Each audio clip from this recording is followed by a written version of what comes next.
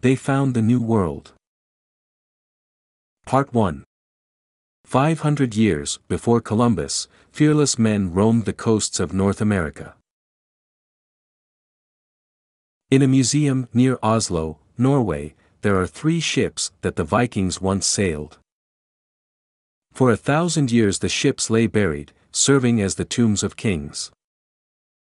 Today they still look eager for adventure, with keel and prow rising in a single curving line.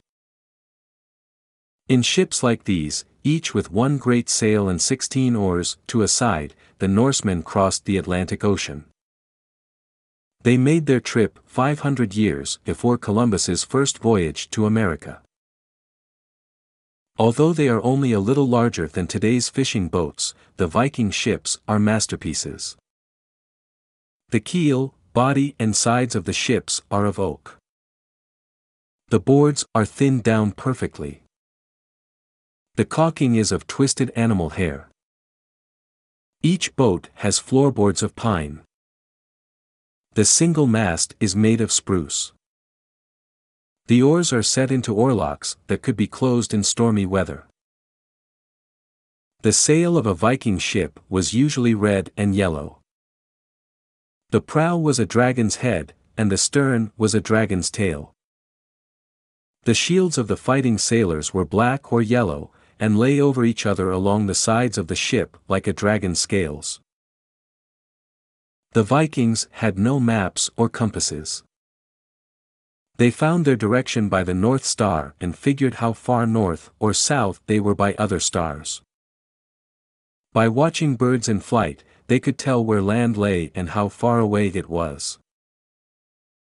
With a single sail, the Vikings could move a ship about freely only if the wind blew from behind them. Yet they worked their way through fields of icebergs. They were the greatest sailors who ever risked their lives and ships on the wide Atlantic. The Vikings were the boldest pirates too. They swept down on every coast of Europe. They overpowered the people of the Hebrides, Orkneys, Shetlands and Faroes, and then settled on these islands. They established themselves on the coast of France, where their descendants, the Normans, live today. They swept into England and taught the British to be sailors. The Viking descendants there are the tall men and fair-haired girls of England. The bold men of the north gave the English language much of its sailor talk. Mast, keel, sail, iceberg and many more words. They raided Saxony for strong men and Ireland for beautiful girls. In the year 874, these Viking pirates went to Iceland and in 930 established a government whose parliament has lasted from that day to this. It is the oldest parliament in the world. The Vikings who settled in Iceland believed in the ancient Norse gods, Thor and Odin, and they also believed in freedom and law. A wife had equality with her husband and could own land, cattle and slaves. Hospitality and courtesy were duties. Music and poetry were heard in the great halls. The world's literature was made richer by the Norse sagas, tales of heroes which were told to guests at feasts. The Vikings had little of what we would call comfort, but they did have an abundance of gold and silver jewelry, beautifully woven cloth and wonderfully carved furniture. For the very rich, there were also silks and fine wines from far countries. But riches were not the measure of a man. The perfect Viking hero was one who could jump as high as his head while wearing all his heavy fighting equipment. He could use his spear or sword with either his left hand or his right. He was a fighter who went into battle berserk.